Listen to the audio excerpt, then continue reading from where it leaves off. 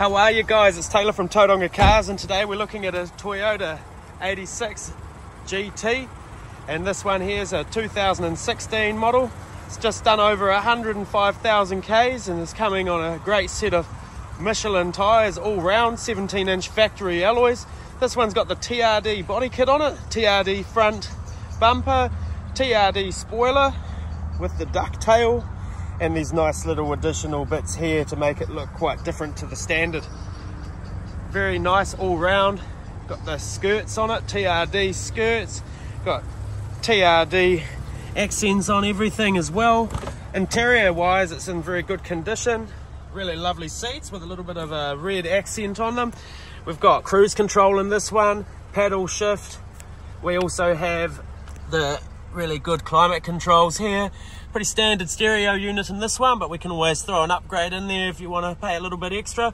It's also got a very cool gauge cluster. This one's a damned gauge cluster. As you can see, it's a little bit snazzy. We've got some chrome, got some brushed steel. Looks really cool. Car's in great nick. Just had a service, just come through compliance with no issues whatsoever.